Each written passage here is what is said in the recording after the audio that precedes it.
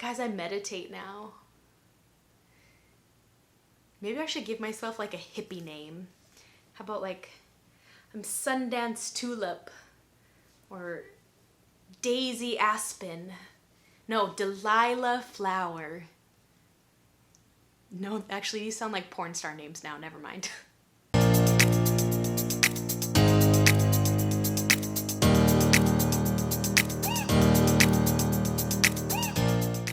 Hi friends, welcome back to my channel. My name is Jacy. Today's video, we are going to be talking about a little 30-day challenge I did recently where I meditated every day for 30 days. So I'm just going to be talking a little bit about what that even means, why I chose to go on this journey, and the results of meditating for 30 days. I make videos on how-tos for beauty, health, hair, that sort of thing. So if you're interested in that, make sure to subscribe below. I'm just kind of having fun on YouTube right now, so I'm enjoying making these videos, but I'd love for you to come back and check out some of my other videos. But if you're interested in learning about some key aspects of meditation, then just stay tuned. So a little bit about meditation. I'm sure we all know because the media tells us every day that we should be meditating regularly because it, reduces anxiety or depression, it promotes emotional well-being, it aids in attention span and memory, that sort of thing. So meditation is a form of self-care as well as kind of like, it has a lot of health benefits. And because the media tells us all the time that we should be meditating, I actually became interested in it when we were put on lockdown for quarantine. So this is, of course, an unprecedented time, and I've never had to really spend so much time with myself as I did when I was put in quarantine. So there was so much craziness going on in the world, the coronavirus, having to spend time at home, working from home, just so many changes all happened at once that I had such an increase in anxiety, and I had never had that before, and I wasn't really sure how to deal with it.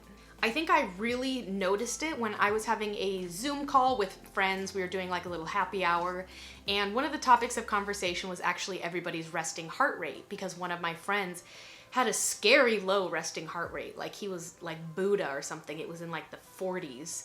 And I sent a screenshot of mine and it was in like the 70s or 80s, and they were like, whoa, dude, that's bad. Like, that's not good. And I was like, you're right. Kind of looking at my Fitbit stats, I was like, wow, I've had a really high heart rate lately. And it was just due to all of the anxiety that I was having and all of the new stressors that were added to my life. I also realized a lot that in this time, and I was talking about this with one of my friends, was that I was spending so much time with myself that all of my insecurities felt magnified. And it was like I'd pass a mirror every 10 seconds and I would just look at my body and say really awful things to myself. And so I really started to notice that like I was having really low self-esteem, low body confidence, and I wanted to do something about it. Cue in meditation. So meditation, as I've said before, it kind of helps with all of these self-awareness issues, reducing anxiety, and that's exactly what I needed. So I kind of did like just a little bit of research, and I decided I wanted to meditate every day for 30 days. I was actually doing this as part of a larger challenge. I was doing a quarantine glow up, if you want to check that out here. But I was doing a bunch of mini challenges all at the same time. So this included, I was doing a Whole30 diet. I was trying to improve my posture, develop a skincare routine. I wasn't wearing any makeup, drinking a gallon of water a day, kind of everything all at once. But meditation was one of the things I really wanted to focus on. So some of the ways I wanted to do this were I actually first I downloaded a few apps from the App Store that were just guided meditations. And I would say I liked those the least, mainly because when it comes to apps, you have to pay for certain features. So there was this one app where it was, say if it was a 15-minute long guided meditation, the first 5 minutes was essentially an ad where they were saying like, buy the app and get rid of this part. And I'm like, you can't skip ahead. So it's kind of annoying. And I was like, I don't like that. Another way I found ways to meditate was through Fitbit. So I did I think it was like a 3-month trial period for Fitbit Premium, and it included guided meditations. These were also okay. They were just kind of like, they're just very basic, like breathe in, breathe out. But that was one platform that I did use for these meditations. But my main recommendation is YouTube. God, YouTube has everything, just everything you could want. All different kinds of meditation, all guided, that sort of thing. I really liked it. So I had all of the tools to begin meditating. I also wanted to track that I was actually doing this every day. So I am a huge bullet journaler. I really believe in the value of checking off boxes of your to-do list. So I was making sure that I was meditating every day just so I could cross that off of my list at every night. So now that I had the tools and I had the accountability, I was ready to start meditating. When I began, it was hard. And I think everyone says that. Meditating is hard. You realize how much your mind wanders, and I am just I'm such a hyper person. Like, I describe my brain as like that of a Labrador retriever, where it's just constant like trumpets going on. And it's really hard to get your mind to like focus on nothing. It's just not happening today, team. I don't know if it's because I voluntarily put a camera in front of my face and now I just keep thinking about if I'm in focus or not, or if my mind's just racing too much today, but it's just not happening. That made me want to do it even more because I realized, wow, there might actually be some benefit to meditation because I need to learn how to focus on myself. So I started with these like 10-minute long guided meditations, and they were okay. It just kind of felt like, take a deep breath in, take a deep breath out, relax. Think of how your body feels in this moment. Scan your body. Does anything hurt? Make it not hurt. And it was just like, after 10 minutes, I'd be like, okay, like, I don't know. I didn't get the hype. I was like, I don't feel any better. I just feel like I took a couple deep breaths and now I'm ready to start my day. I guess that was okay. So what I started doing was, I realized that the 10-minute long meditations weren't for me. The longer, like 30 to 40-minute meditations were actually better for me. So I started doing them during my lunch break, or like right before I would eat lunch. I would kind of use it as a break time and treat it almost as if I was napping. So that could be a whole nother video, the benefits of these like half-hour long power naps, but that's how I was approaching it. I would lay down on my bed, I would put on like my face mask to block out the light, plug in some headphones, and I would turn on a YouTube video and just kind of meditate and follow the guided meditations. And I liked it because it kind of it broke up my workday a little bit and kind of got me recharged, which I liked. So that'd be one tip, is if you are looking to do this, I would recommend doing it in the middle of the day just to kind of like get you re-energized for the next part of your day. So when I was doing this in the middle of the day, I was doing it for about a week and I noticed, okay, I am feeling a lot calmer. I am feeling a lot less anxious. My heart rate started to go down. I noticed I was sleeping better. But one thing I did notice was that I was looking at like targeted body confidence meditations, and there was just something about it that I was like, I just don't feel like I'm getting the full benefits. Like, I just don't get the hype.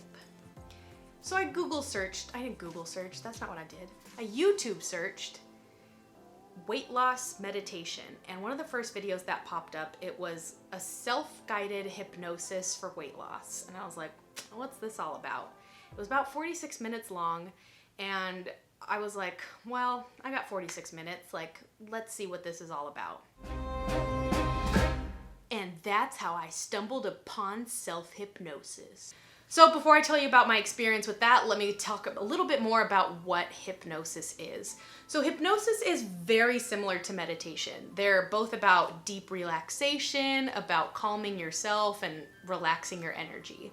However, meditation kind of makes you focus on the present and how your body is feeling presently.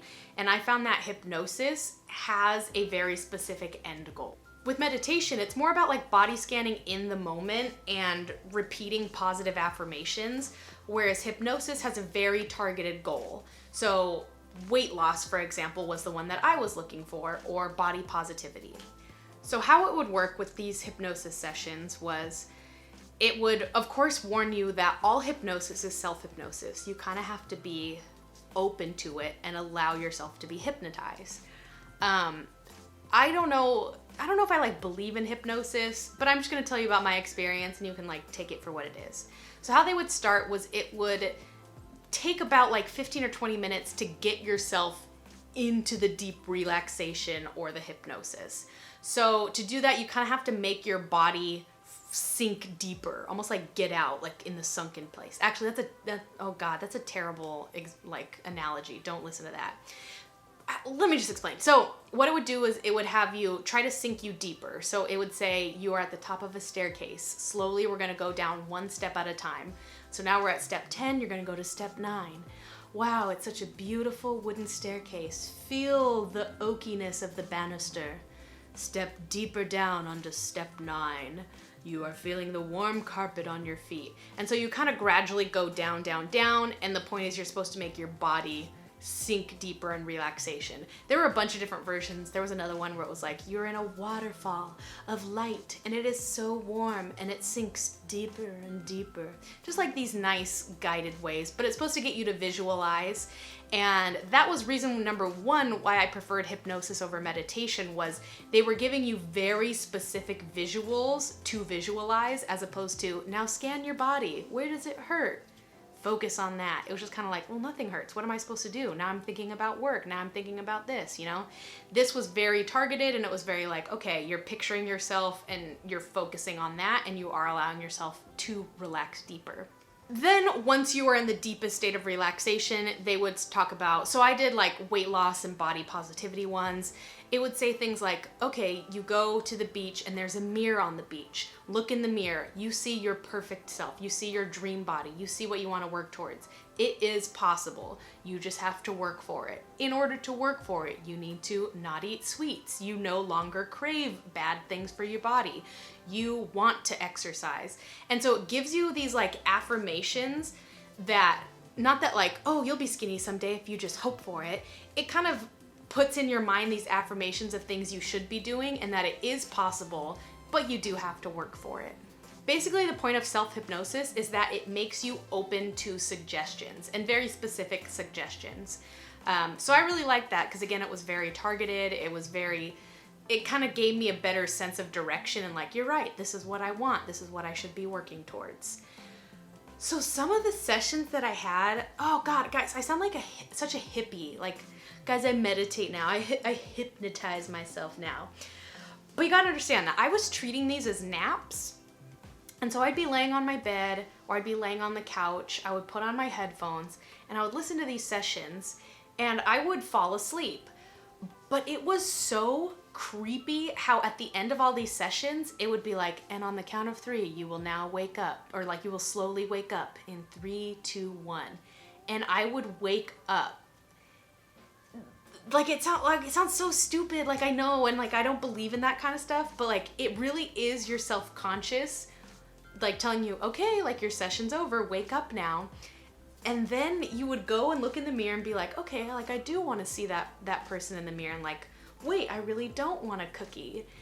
And like these things, it's not like it's gonna make you like, every time you eat something sweet, you start clucking like a chicken. It's not that kind of hypnosis, but it just really does bring a self-awareness to things. And by doing it every day, it really did implement those ideals into my subconscious. So again, self-hypnosis kind of was just training my subconscious to not pity myself and to not do these weird magic tricks or weird things. I didn't reroute my organs to metabolize food faster, but it really did make me think about things in a different way that was relaxing and not being mean to myself, but changing my mindset to more positive in this weight loss journey, if that makes sense. So some of my results after doing 30 days of meditation and hypnosis was the biggest one I saw was my resting heart rate did decrease. Not by a lot because I'm still like horribly out of shape and like you have to exercise to really make changes. But I did notice that the pattern in my line chart did go down.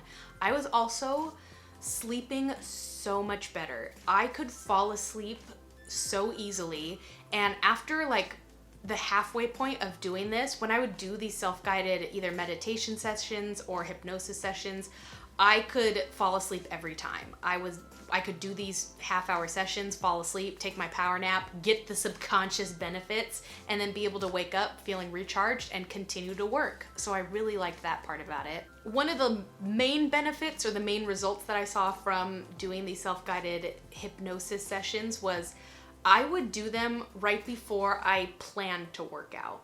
So I usually work out around at like 8 o'clock at night after the workday, after I've done all my food and eating window, that sort of thing. But by the end of the night, you know, you're starting to feel pretty tired. You're going to be like, it won't be bad if I just don't work out tonight. I can just watch some Netflix. I'll catch up tomorrow. But because I actually enjoyed these little meditation self-hypnosis sessions, I actually started doing it twice a day. And for the second one, I would do like a quick 10 or 15 minute session where it would be workout motivated focus, and it'd be like, hey, like, if you want to get that dream body, you have to work out. Like, you want to work out. Working out makes you feel good. Working out makes your body feel energized, and it gives you love, that sort of thing. So I started doing that before I wanted to work out, and it really did give me that extra push and motivation to be like, yeah, working out does make me feel good. I'll feel so much better if I just get up and do it. And so that was an added benefit that I think, you know, it wasn't relaxing me in that sense, but it was motivating me, so I liked that. Overall, I liked meditating. When I was doing like all my mini challenges in my bullet journal, the meditation was one that I marked off every single day because it was something I actually looked forward to. I think because I like napping, but I just found that I did enjoy it. But that also brings me to my next point of, do I continue to meditate? And the answer is no, not regularly. I don't meditate every single day, but I actually did want to do this video because this recent week, I was having an awful week and I had my first panic attack. I had also just moved into an apartment all by myself, and I just felt like the world was crashing down on me. I didn't know how to handle it, and my heart was beating so fast, I kind of started hyperventilating, and I was like, let me just do a meditation session. I think that will help.